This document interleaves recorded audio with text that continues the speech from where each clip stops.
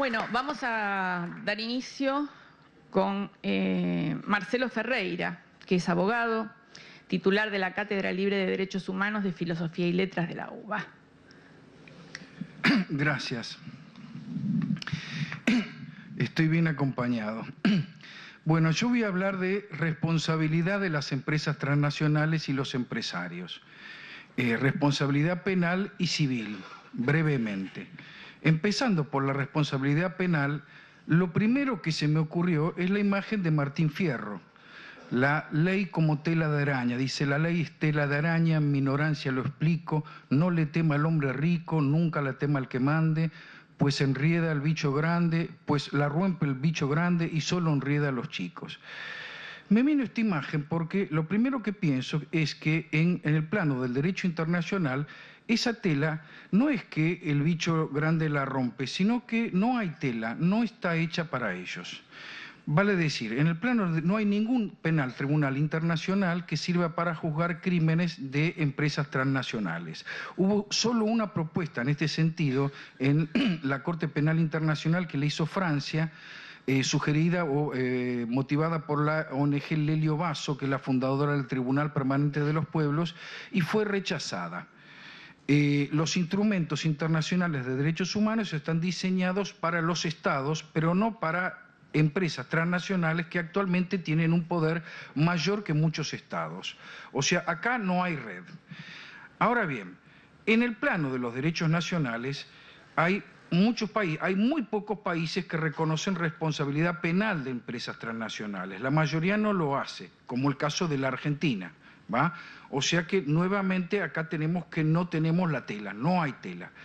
Y en el caso de los países que sí reconocen esta responsabilidad, que son unos pocos, esa tela frecuentemente no sirve porque cuando las ETN, le llamamos así, aparecen, se metabolizan, se funden con el Estado que las metaboliza, de tal manera que cuando los Estados tienen habilidad, la tercera característica, por medio de cambios permanentes de razón social, transferencia de capitales y porque en definitiva están dirigidos por personas que nadie conoce.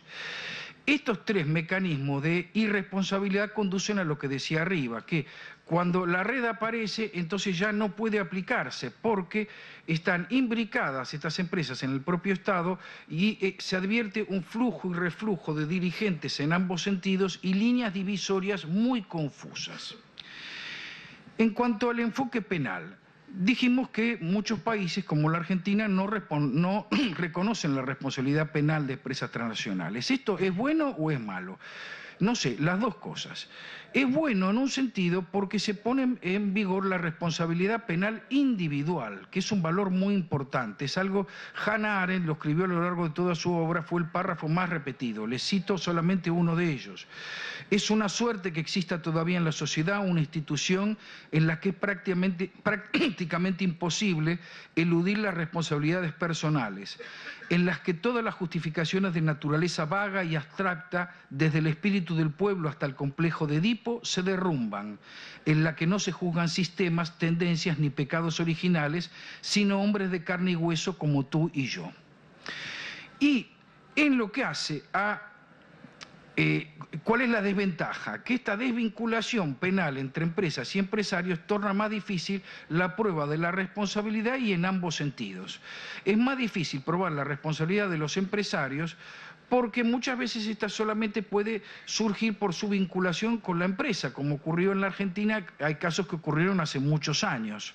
Y es más difícil probar la responsabilidad de las empresas porque internacionalmente cuando se reconoce es solamente a partir de la responsabilidad penal de empresarios individuales. Así lo establecía el artículo 25 del proyecto de la Lelio Basso y de Francia. En el plano internacional, lo más importante es un documento que es el informe de la Comisión Internacional de Juristas. Yo les voy a resumir algunos parámetros y al final les voy a decir por qué. El informe este está pensado para cualquier empresa, transnacional o nacional, grande, pequeña, privada o pública. Establece tres factores de responsabilidad, que son causación, conocimiento y proximidad. Causación, es decir, formar parte de la cadena causal que lleva al ilícito penal es a través de tres clases de conductas: las conductas que habilitan, las que exacerban o las que intensifican la violación a los derechos humanos. La primera clase, que es las que habilitan, es cuando la actuación de las ETN es sine qua non, vale decir, la violación de los derechos humanos no hubiera ocurrido si no hubiera estado la empresa. Es cuando suministran armas, materiales, tarjetas de crédito, o bien cuando sirven en bandeja a sindicalistas insumisos. El segundo nivel, es decir, exacerbar, es cuando el daño ya hubiera ocurrido, pero la participación de la empresa lo intensificó, vale decir, el daño fue mayor. Y el tercer nivel, facilitar, es cuando, en definitiva, hubiera ocurrido el daño de todos los modos, pero ellos lo hicieron más fácil. En los tres niveles hay responsabilidad, hasta en el último. En cuanto al conocimiento, establecen también tres modos de conocimiento, que es querer la violación de derechos humanos, tener propósito, en cuyo caso la responsabilidad puede ser la del autor directo. El segundo caso es cuando tienen conocimiento o deberían tenerlo. Acá hay una diferencia entre el derecho penal y el derecho civil. En el derecho penal se exige cierta prueba del conocimiento, mientras que en derecho civil se presume a partir de lo que hubiera pensado una persona razonable, vale decir, un miembro, un diligente cuidadoso de la sociedad. Y el tercer nivel de conocimiento es la ignorancia, que es la ignorancia consciente, cuando se hace el burro, como estaba ahí y yo no sabía qué es lo que pasaba. Este test lo aplicamos ahora a los casos históricos que son los que surgen en Nuremberg. Farben, por ejemplo. Farben tenía una fábrica en Auschwitz que producía carbón y gasolina. Estaba la fábrica adentro del campo de concentración e interés mayoritario en dos minas de carbón que se utilizaban para hacer combustible en la fábrica. Tanto Farben como sus directivos fueron condenados por crímenes de lesa humanidad y crímenes de guerra. Este es el primer nivel de responsabilidad, vale decir, el primer nivel de causación y el primer nivel de conocimiento. Estaban ahí. Caso Krupp. Alfred Krupp tenía una fábrica que producía hierro para barcos y tanques. En este caso también fue condenado, a pesar de que él no tuvo una participación en la política de guerra. Ahí tenemos un segundo nivel de responsabilidad, vale decir, esto exacerbó los daños, no lo produjo. Y un tercer nivel, que también es de un caso de Nuremberg, es Walter Funk, que bueno, fue ministro de Economía en Alemania en 1938, presidente del Reichsbank en el 39, y tenía un banco. Bueno, en ese banco se depositaron bienes que se le quitaban a los prisioneros en campos de concentración. Él dijo que no sabía, y el caso Funk determinó que la ignorancia no puede alegarse en procedimientos penales. Entonces ahí tenemos el tercer nivel ahí de conocimiento. Otro caso, Friedrich Frick, industrial alemán, fue condenado por donar dinero a las SS. También dijo que no sabía, y lo cierto es que a la época de esas cenas de recaudación no se conocía el carácter criminal de esa organización, pero las contribuciones siguieron mucho tiempo después. Fue condenado a pesar de que no pudo demostrarse que el dinero se utilizó para gas o para sueldos, es decir, formó parte de la cadena de causación, también es el mínimo nivel de responsabilidad. El último, no es de Nuremberg, sino de Hamburgo, lo juzga el Tribunal Británico de Hamburgo, que es el de Bruno Techt, llamado la empresa Techt y Stabenow, llamado también caso Testa, bueno, que era el que les vendió el Ciclón B, que era el gas para matar piojos que se utilizó en Auschwitz. De hecho, él dijo que no sabía nada, pero su contador dijo que hubo en un viaje, en una crónica de un viaje, que se reunió con miembros de las SS que se quejaban qué hacer con los cadáveres, cómo matarlos a los tiros, y él dijo, no, es mejor que usen gas y yo les voy a enseñar cómo hacerlo. Fue condenado a muerte, lo mataron. De ahí pegamos un salto a ex Yugoslavia en el año 2004, caso Blaskić. en donde se establecen los requisitos de la omisión y de la participación, la cooperación no necesaria. En cuanto a la omisión, dicen que basta con que pusiera un puntito nomás en la cadena de causación, con que no actuara, ya con eso el empresario es responsable. Y en la cooperación no necesaria, la Cámara en ese mismo caso dijo que el empresario delincuente no tiene por qué saber qué crimen se va a cometer, sino saber o deber haber sabido que entre varios crímenes posibles se iba a cometer uno, ¿va? Y finalmente se produjo. Fíjense los niveles, ¿no? Vamos a Ruanda, en el año 2000, caso de Alfred Musema. En Ruanda hubo una matanza civil, entre civiles. Musema tenía la fábrica de té Hyobosu, y sus empleados cometieron desmanes y crímenes a bordo de los camiones de la fábrica. Él fue condenado porque podría haberlos despedido o podría haber evitado que usaran los camiones. Con eso fue suficiente para condenarlo. Digo por si a ustedes se les ocurre acá un caso parecido. Frans von Anrath en el 2004 es condenado en Holanda por suministrar el TGD, que era lo que se usaba para hacer gas mostaza al régimen de Saddam Hussein.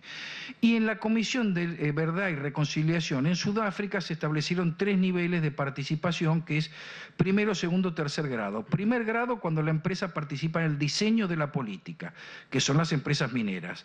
Segundo grado, cuando suministran camiones, materiales, armas, etc. Y tercer grado, cuando solamente se benefician y estaban ahí.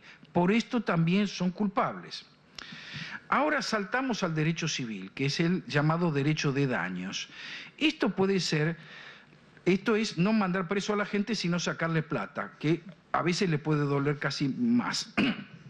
Esto puede ser la única vía posible de responsabilidad, porque en la mayoría de los países no hay responsabilidad penal de empresas, entonces lo único que queda es la responsabilidad civil. Por otra parte, con el tiempo va a ser la única vía posible, porque los empresarios con los años ya no van a estar más en este mundo, pero las empresas sí, ¿no? Decía Samuelson, lo cito porque estoy en esta facultad, decía, "In the long run we are all dead", en el largo plazo estamos todos muertos. En este caso de la responsabilidad civil, se los digo muy brevemente, los requisitos son los siguientes. Para ser responsable hay que formar parte de la cadena de causación en cualquier lugar, aunque sea cualquiera entre múltiples causas. Puede ser por dolo, vale decir intención de perjudicar, por culpa, o sin dolo ni culpa, responsabilidad objetiva, vale decir responsabilidad del dueño de la empresa por los actos de sus empleados, como Musema. Puede ser por acción, por omisión, o también por no actuar, porque en el derecho de daños está reconocido, dice la Convención Internacional de Juristas, en todas las jurisdicciones, que a veces hay deber de actuar. Dicho de otro modo, el empresario tenía que salir a defender a su, no ya quedarse de brazos cruzados, sino si estaba en peligro tenía que salir a defenderlo y no lo hizo. Y por eso entonces es responsable. No importa que se trate de las actividades ordinarias de la empresa, es decir, si la empresa dice yo vendo o hago manufacturas, eso no interesa. Si la empresa vende cuero y el cuero se usa en una fábrica que hacen pelotas de cuero y usan mano de obra infantil, entonces es responsable. La empresa tiene deber de vigilancia cuando vende el producto, cuando se va de sus instalaciones, cuando llega y durante todo el tiempo que dure. Es decir, si el producto se usa indebidamente, la empresa es responsable aunque sea muchos años después. No vale invocar otros lo hubieran hecho, otra empresa hubiera tomado. La SIC dice, no importa que haya filas de empresarios, si ustedes lo hicieron, entonces son responsables. En cuanto a las consecuencias, es mucho más vasto que en el derecho civil. Es decir, en Sudáfrica se dijo, en el Ministerio de Seguridad contra Hamilton, dicen hay que poner un límite porque las consecuencias pueden llegar hasta el infinito. Pero, por ejemplo, en el Código Civil argentino se contemplan las consecuencias inmediatas y también las mediatas. las que están conectadas con otros hechos. Y las consecuencias inmediatas también hacen responsables a los empresarios cuando sabían o debían saberlo con el debido conocimiento de las cosas. Responsabilidad civil. Estoy saltando para dejarle más lugar a los compañeros. En este caso, es importante una norma norteamericana que es el Aliens Tort Act. Se dice ATS, Aliens Tort Act, o de otra manera que es Aliens Tort Claim Act, ATCA, pero es mejor buscarlo en la primera porque en la segunda, si lo buscan en internet, le va a salir Airedale Terrier Club of America, que son unos perritos con orejas. Esta norma, que fue aprobada por el primer Congreso en los Estados Unidos en el año 1789, en el año de la Revolución Francesa, permite que cualquier extranjero que haya sufrido violaciones a los derechos humanos pueda hacer juicio contra un particular en los Estados Unidos, siempre que haya una violación al derecho de las naciones o a un tratado firmado por los Estados Unidos. En cuanto a qué es el derecho de las naciones, la Corte norteamericana lo determinó en Sosa v. Álvarez Machaín. Dijo que tiene que ser una conducta tal que sea comparable a los paradigmas del siglo XVIII, lo cual significa, lo más parecido es violación del derecho consuetudinario internacional. En cuanto al grado de culpabilidad, ellos tienen dos niveles, que son conocimiento y propósito. Propósito es cuando la empresa quería hacerlo, ¿va? Y así dijeron, de Presbyterian Iglesia Presbiteriana de Sudán contra Talisman Energy, que era violaciones de derechos humanos cometidas por el ejército sudanés en áreas petrolíferas, dijeron que no era responsable porque se requiere propósito. Pero, en cambio, en otro caso, que es el de los litigios ¿cómo se llama?, de Sudáfrica,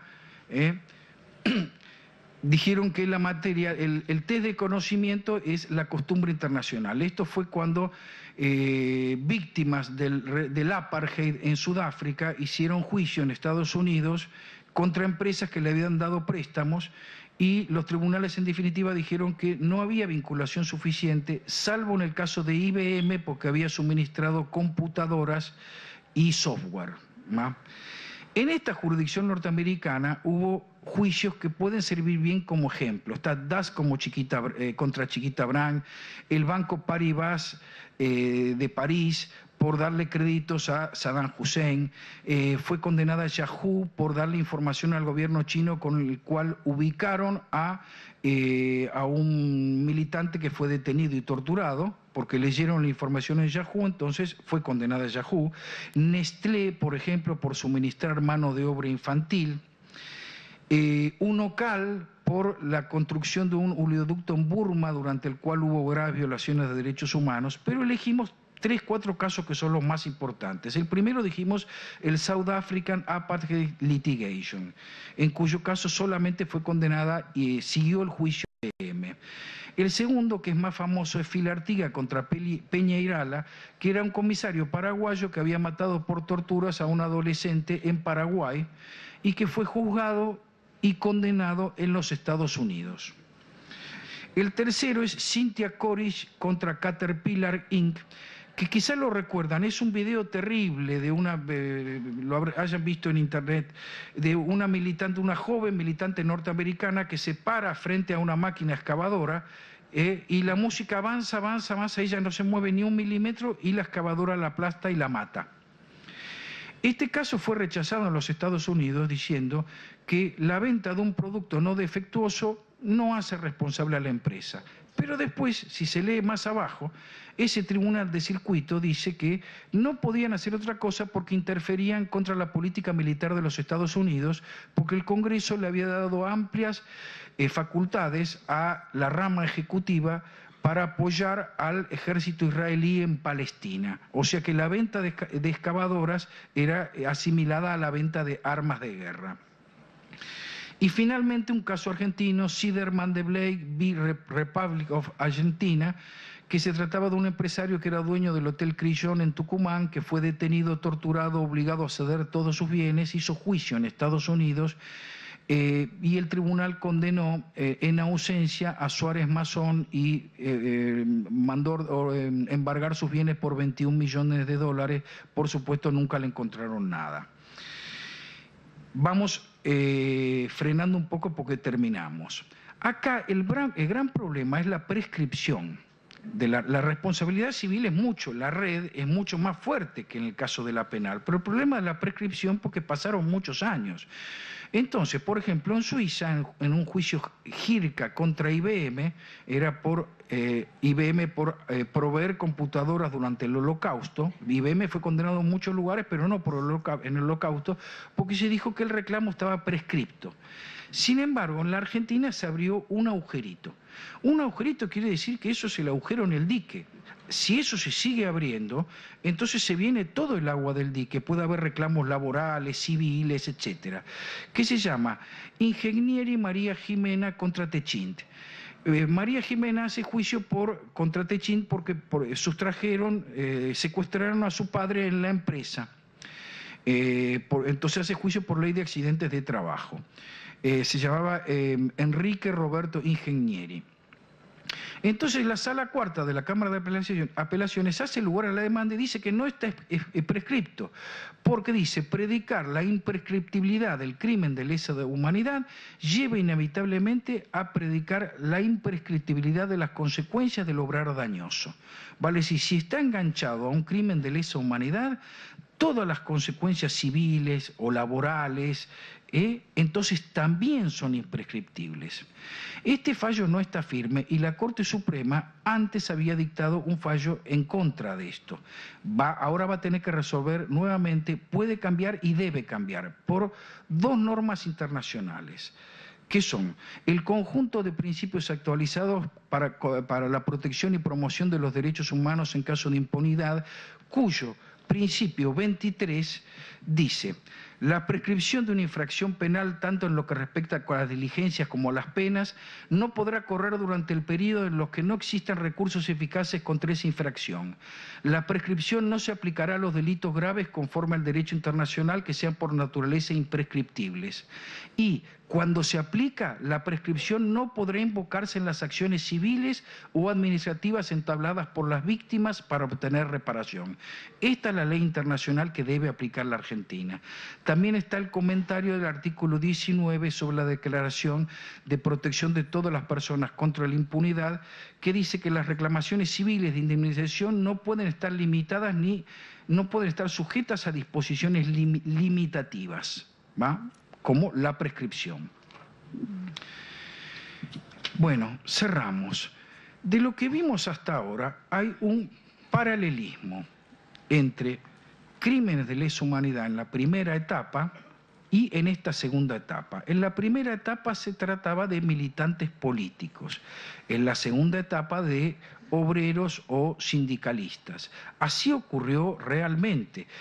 La Junta Militar en un momento dado cambió el foco, que fue en el reglamento C91/77. Dijo: a partir de ahora, digamos, el principal enemigo es empresarios, obreros, trabajadores y sindicalistas. Es como una segunda oleada.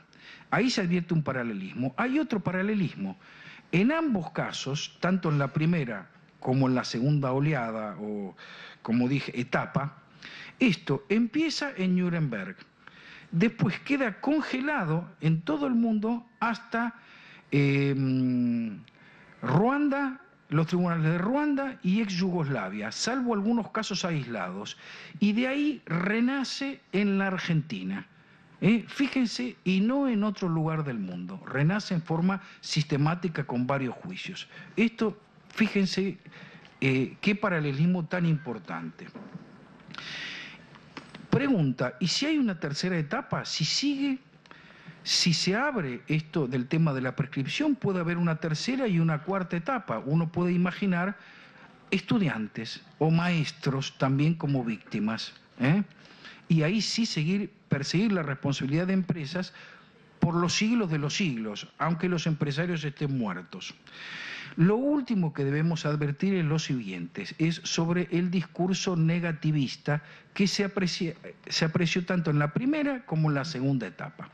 En la primera etapa había un discurso negativista en los juristas que decían no se puede derogar o anular las leyes de obediencia debida y punto final, lo cual era una especie de ceguera colectiva muy grande y lo decían todos y hasta los más progresistas, y se olvidaban de leer el artículo 15 del Pacto Internacional de Derechos Civiles y Políticos, el artículo 7 de la Convención Europea y el 9 de la Convención Interamericana. Después eso cambió, pero cambió como un cardumen de peces. Todos decían lo contrario y no se acordaban lo que habían dicho antes, ¿va? Ahora también hay un discurso negativista. Se dice, no hay pruebas, no se puede vincular, porque no hay pruebas de que estos empresarios tuvieran la intención, etc. Bueno, para esto yo los aburrí con esto de la SIG. Noten con estos casos que yo les dije que muchos tipos fueron condenados, en los casos que yo mencioné, por menos de lo que están acusados algunos empresarios acá. Y que los parámetros de la Comisión Internacional de Juristas resultan ampliamente superados por los casos que están en juzgamiento en la Argentina. O sea, esto de que no hay pruebas, eso es imposible de argumentar. No es así. ¿Cómo cambia el discurso jurídico con el viento? ¿Por qué razón? No lo sé. Habría que salir del discurso jurídico para ver cómo cambiamos. Puede ser por causas políticas, puede ser por la militancia, puede ser por causas fortuitas, por un hecho fortuito. Les doy un ejemplo.